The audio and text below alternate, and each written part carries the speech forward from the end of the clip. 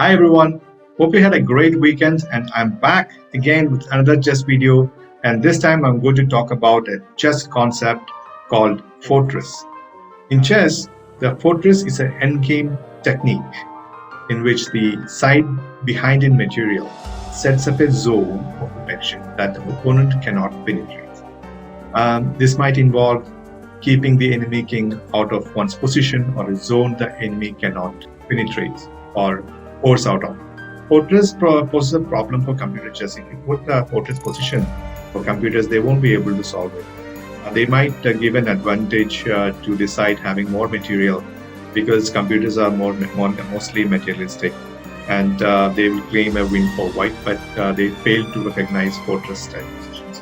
So we'll look at 5 fortress positions which you must know, and let me tell you that solving these kind of problems, endgame problems or middle game problems, will improve your chess skill a lot. Rather than playing chess online, blitz or bullet, you should try to solve at least 5 or 6 problems every day. It will help you to increase your chess strength, chess thinking, your thought process, your creativity, and your overall chess strength will increase over a period of time. If you solve at least 5 problems every day, you'll see that after a month, your overall chess strength has gone up. So without further ado, let's look at 5 positions, which you must know, and we will understand the concept of fortress. If you like this video, please subscribe and share this video with your friends, and also enable the bell icon so that you get notified of future videos. So without further ado, let's get started.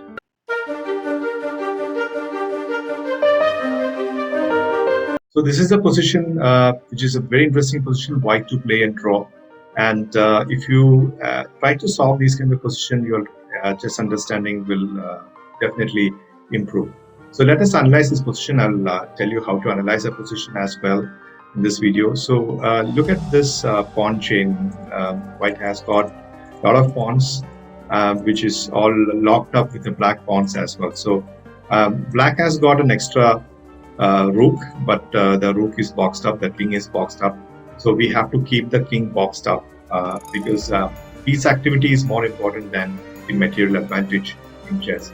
In chess, there are situations where material advantage plays a role and time plays a role, but sometimes a tempo, which is time, and also the quality of the pieces and the activity of the pieces value more than the actual material on the chessboard. So here, since this rook is not active, but our white king is very active. So this is a concept. This is not about moves. So try to think how you can achieve a draw. White to play and draw here, and think for yourself. Pause this video if needed, and do not find the solution which I'm going to tell you in a few minutes. Try to solve this problem by yourself, and then only you will be able to improve in this game. So pause this video. I'm going to give you a few seconds, and only come back the video. Put this position on your online chessboard or real chessboard and try to solve this. So the solution is bishop to a7 check. So this check, we are sacrificing a bishop. So why you are sacrificing the bishop? So white wants to close the position and create a fortress. The fortress can be created only if the white king goes to corner this route, and if the white king is able to reach h1, it will be a fortress. Black won't be able to penetrate white position because the bishop is not so important, because all the black pawns are on the white square. So bishop doesn't pose a problem at all for white. And the rook, the rooks are more active, or rooks are more effective when they are put on open files or open ranks. But here there is only one semi-open file, and all the other files are closed. So after king takes a7, b7, b6 check, rook a7 also is possible, but it leads to the same kind of position. King goes back, king c3, bishop takes g4, king d2, king c8, king e1, king d7, king f1, and rook goes to the opal file, rook g8, king g1. So the king is just in time to reach to the h1 square. After bishop f5 discovered check, king walks his stuff to the h1 square, and there's no way now black can make progress. Try your level best to create a winning chance, but you won't be able to win, because if rook g7, it is a stalemate, because all the pieces are white's pieces are locked up, and that is why we had sacrificed the bishop here, so that all the pawns are locked up like this. And if you actually move the rook to some other square, king will go to g1, and the bishop is not active. It is as good as a pawn, and you won't be able to make progress.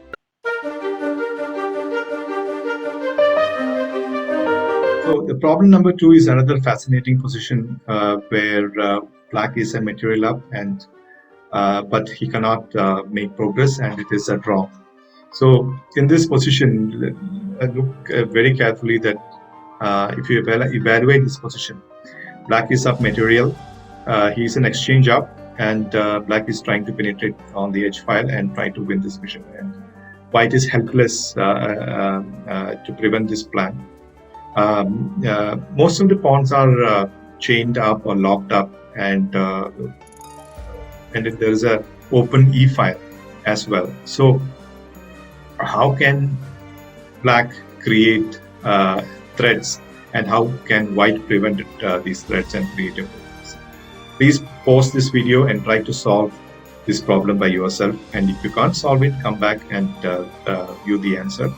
Otherwise, try to solve it by yourself. You can give yourself as much time as you want, but it will improve your chess thinking if you try to solve it by yourself. So let's see the solution. White plays king d1. The idea of white is to come to g1, and then only he will be able to create a progress. Rook h2, threatening to win this bishop, but white is helpless. He can't do anything about it. King e1, rook g2. Now black is a full rook up, and white has only got pawns and an active king. King f1, threatening to win this rook.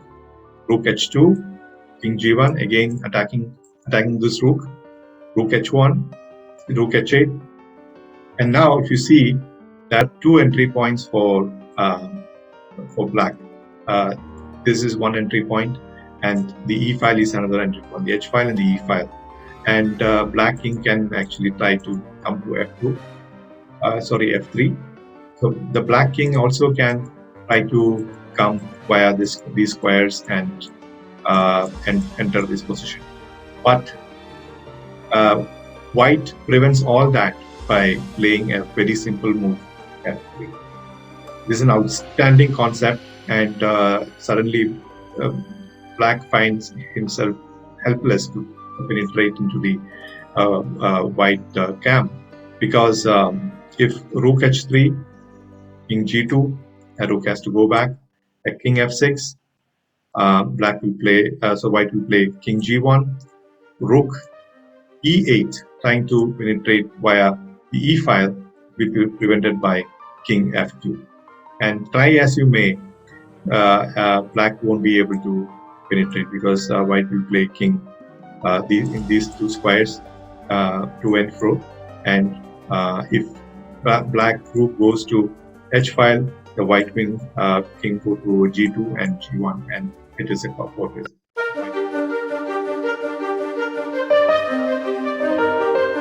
The third example, we'll see a very simple concept which you all might be familiar with, that the h pawn, the wrong colored bishop, is a draw.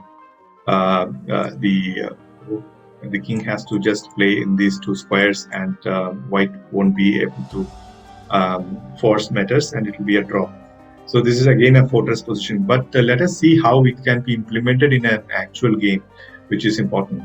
I mean, you have to simplify, you have to apply this idea into an actual game or a complicated situation, and to convert into this kind of an end game.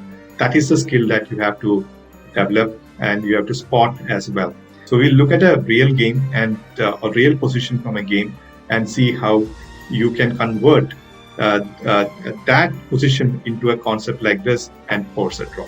So I've shown you an endgame where it is a draw. It's a theoretical draw, which is the flank pawn, be it an A pawn or H pawn, with the wrong colored bishop. So in this position, if you analyze, black has got 2 extra pawns which he can push and queen, and he has got a bishop and a rook, but his king is kind of boxed up, and all the other squares of the king is occupied by his own pieces.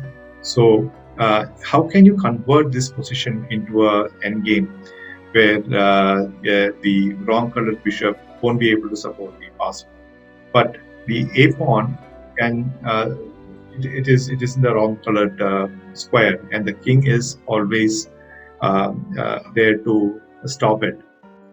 So if it has to be a draw, then the king has to be very near to the winning square of the enemy pawn. So that is the case here, and but the problem is the B pawn. The B pawn can actually push, and the bishop can support it, and the winning square is a light square. So there is an interesting way to convert this into an wrong colored bishop endgame, and the concept is very simple, straightforward, but very interesting as well. So first move I'll tell you is rook check, and black is forced to play rook c8, and after rook c8, king c8. Can you spot the move which will force a draw for white? I'll give you a couple of seconds.